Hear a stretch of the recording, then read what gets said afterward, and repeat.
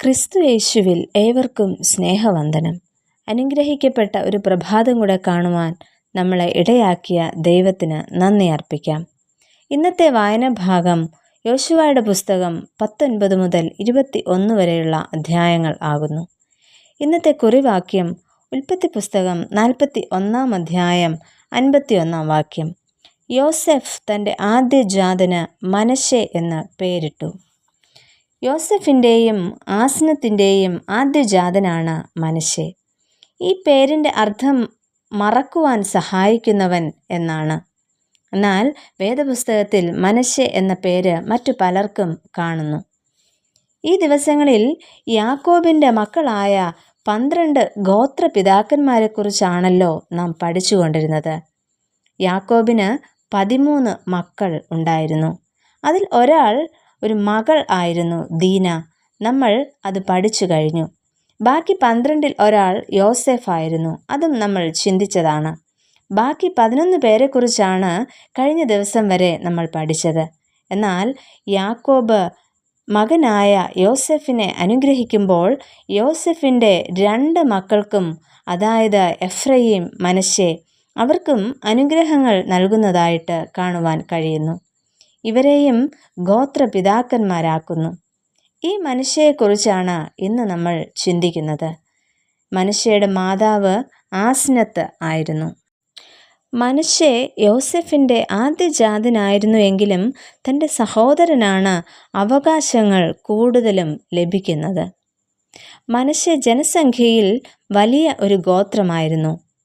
എന്നാൽ ഈ ഗോത്രത്തിൽ ഇടയന്മാരും കർഷകരും ഉണ്ടായിരുന്നു. മനശ്ശെയുടെ പുത്രന്മാർ വീരപരാക്രമശാലികളും ആയിരുന്നു.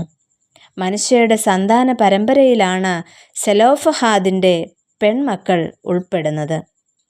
എബ്രായ സ്വത്തവകാശ പാരമ്പര്യത്തിൽ നിന്ന് വ്യത്യസ്തമായി ദൈവിക നിയോഗപ്രകാരം തുല്യ അവകാശം സമ്പാദിച്ചവരാണ് സെലോഫഹാദിൻ്റെ പെൺമക്കൾ. എന്നാൽ ന്യായാധിപന്മാരിൽ 4 പേർ മനശ്ശെ ഗോത്രത്തിൽ നിന്നുള്ളവരാണ്: ഗിദയോൻ, അബീമേലക്, യായീർ, യിഫ്താഹ്. എന്നാൽ ഇവരിൽ ഗിദയോൻ ഏറ്റവും മഹാനായ ഒരു ന്യായാധിപനും ആയിരുന്നു. തുടർന്ന് മനശ്ശെ ഗോത്രക്കാരെക്കുറിച്ച് പറയുന്നത് അവർ വിഗ്രഹാരാധികളായി മാറിയെന്ന് 1 ദിനവൃത്താന്തം 5 അധ്യായം 25 മുതലുള്ള വാക്യങ്ങളിൽ നമുക്ക് കാണുവാൻ കഴിയും. അതിനാൽ ഇവർക്ക് പ്രവാസികളായിട്ട് തീരേണ്ടതായ ഒരു അവസ്ഥ ഉണ്ടാകുന്നു.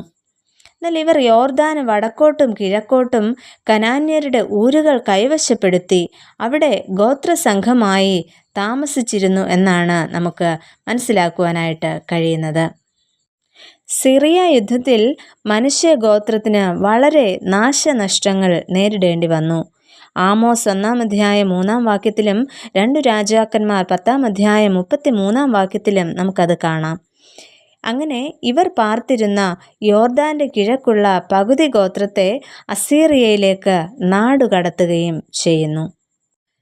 ദൈവപുരുഷനായ മോശയുടെ അനുഗ്രഹവും മനശ്ശെയ്ക്ക് ഉണ്ടായിരുന്നു.